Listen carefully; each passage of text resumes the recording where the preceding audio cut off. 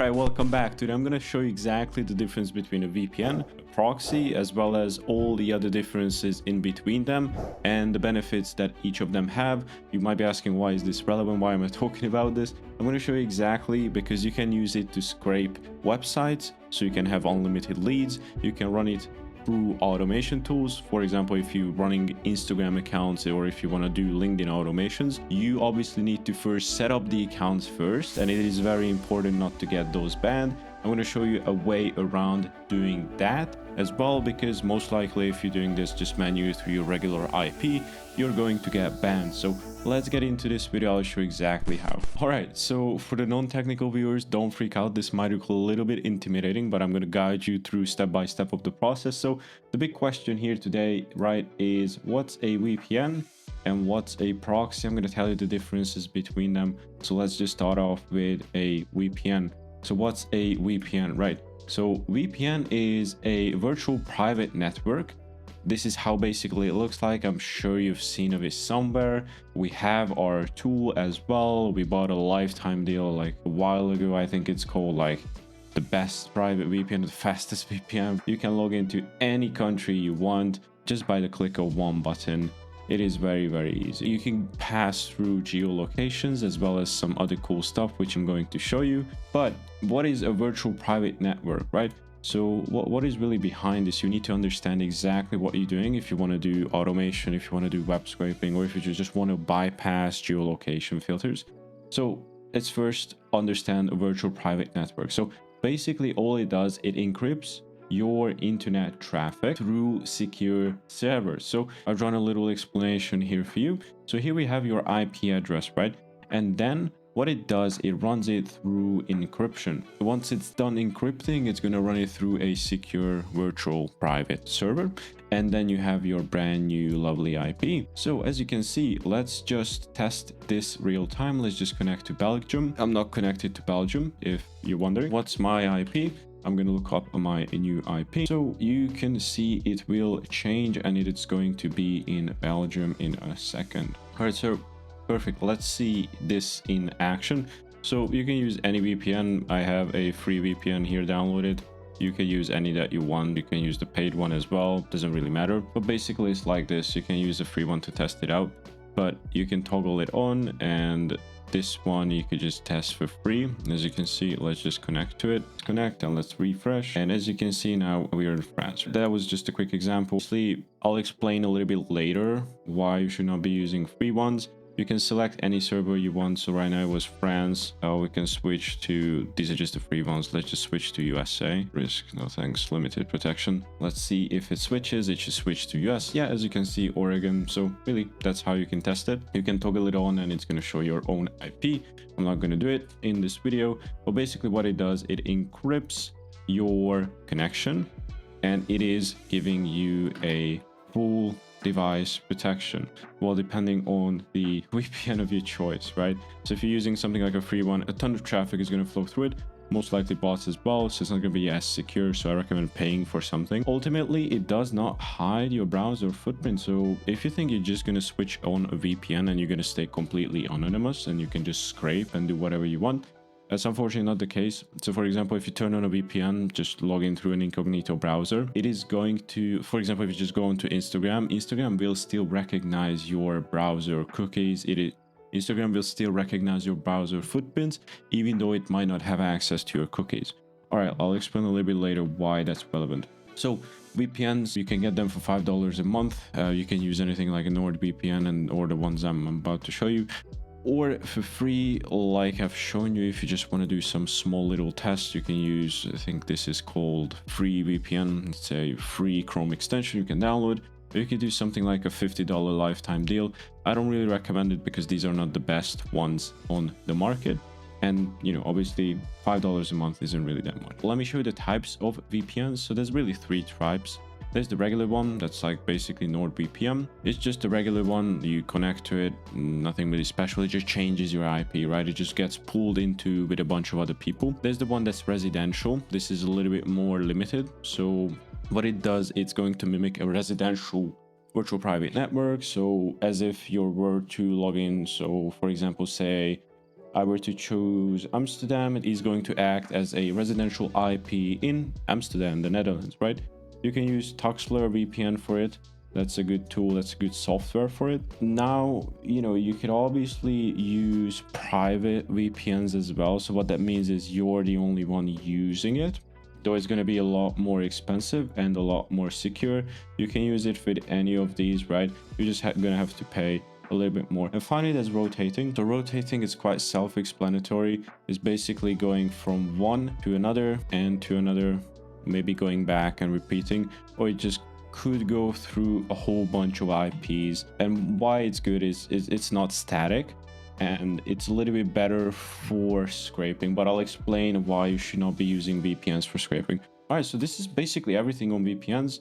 These are virtual private networks. Again, they encrypt your data and route through a secure server, and then you have your brand new IP. And again, make sure to keep in mind that you're still going to have your browser footprint. Let's now talk about the proxies. What are proxies, right? So proxies are very similar to VPNs.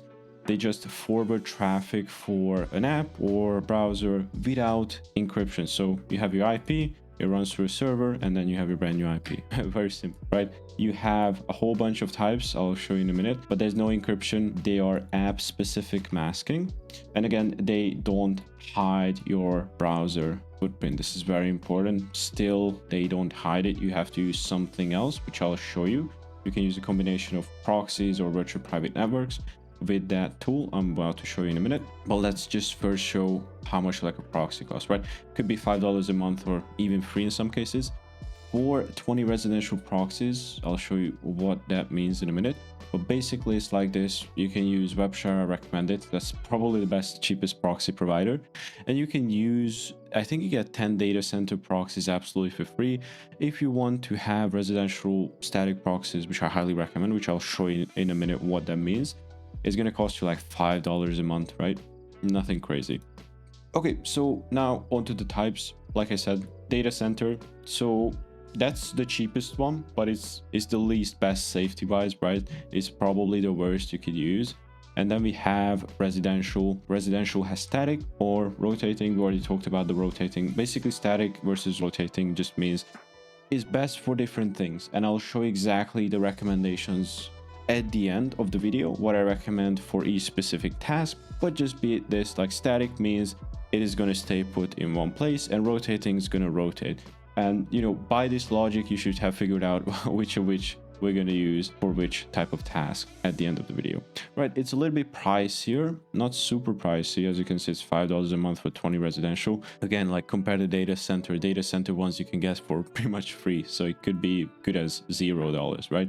And then we have ISP proxies, which are basically like hybrid version. They're a little bit pricier. They still give you like very good safety. I still recommend going with residential because they're just more reliable. Finally, we have the best type is mobile proxies. These are the most expensive and they're the best safety wise because they actually use 4G networks in real phones, right? So this is really the differences. We still have a few more things to cover, like the how to hide your browser footprint, which I'm going to talk to you very briefly about. All you need is an anti-detect browser. You might be asking, what the hell is this? If you have seen some of our other videos, I go a little bit more in depth into how to use a tool like Incognition, but it's basically like this. It's a software that you download. It's an application on your device. So if you're running Windows, Mac, whatever, you could download it. And what it does is you can create a brand spanking new profile and you can connect it up to a proxy, right? So what that means, it's basically going to hide or fake your browser footprint and create a fresh browser for you. So it's not going to make it for Instagram or sites that you're scraping recognizable that, hey, this was the guy that was scraping or running automations just 2 seconds ago. We should flag and ban his account. What this is going to do, it's going to make a fresh brand new browser for you, and you can connect a proxy to it, and I'll explain why that's relevant at the end. But basically it's like this, right? You can connect static proxies, static residential proxies, or whatever you want, and you basically like just going to your friend's house, right? A fresh IP with fresh browser footprint, Instagram or whatever site you're scraping is not going to know that, hey, this guy was there just a second ago. And this is why it's really powerful. So you have a fresh, clean state. And as you can see, you can create multiple of these accounts. This tool, Incognition, is really good. Highly recommend it. You can get 10 profiles for 3 months absolutely for free. So there's really no downside. You can just try it out and you know, work for free. All the tools I'm showing you, you can just get for free. Like you can get Incognition for 3 months for free. You can go on to WebShare and get data center proxies. I think you get 10 for absolutely free. You can try out free VPNs as well. Do I not recommend it? And again, like some final things before we get into where do we go from here and what to use in certain tasks. Let me explain a little fun thing. So you might have heard about Tor, aka the Onion router. Basically, it's like this. Like Tor is an anonymity network. It bounces traffic through at least 3 nodes.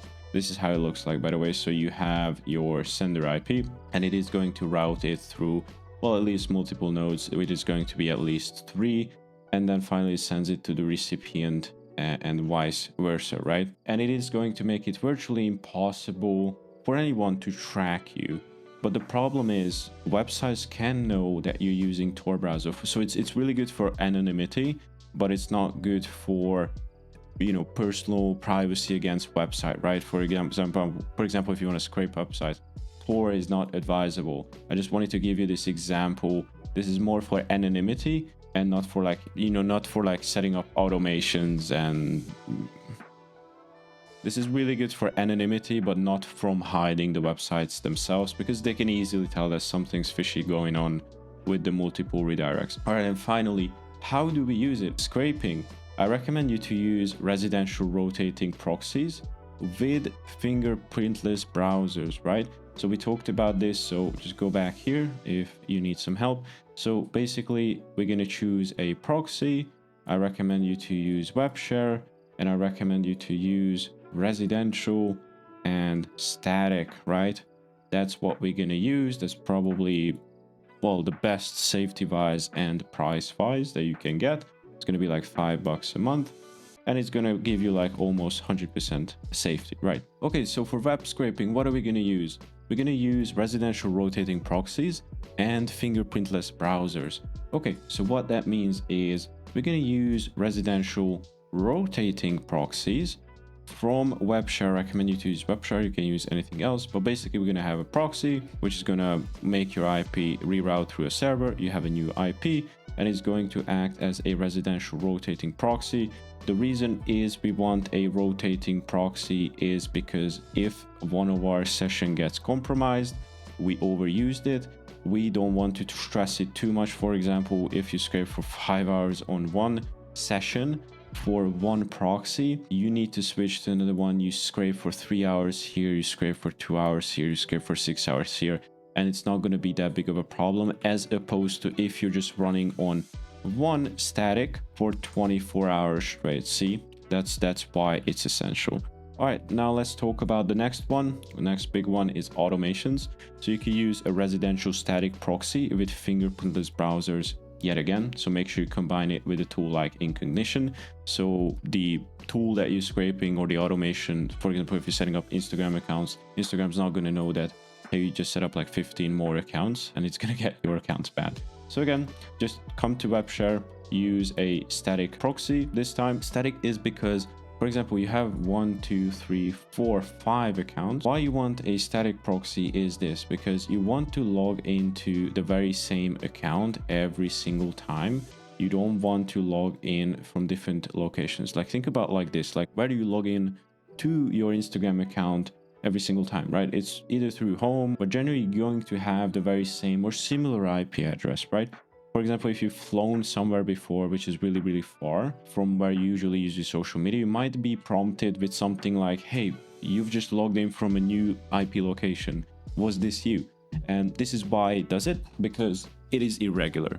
So this is why you want to connect from the same IP every single time. So this is why we're going to use a static residential proxy with a fingerprintless browser session. All right, and finally, for those that are stuck with geolocation bans, if you're from Africa or if you're Asian, then you can use just a residential VPN to get around bans that, for example, some sites have put on you guys, or even I'm European, some sites I cannot access in the US. I just use a very simple residential VPN, which you can use this tool Tuxler VPN for. You can even try the free ones, they might work as well.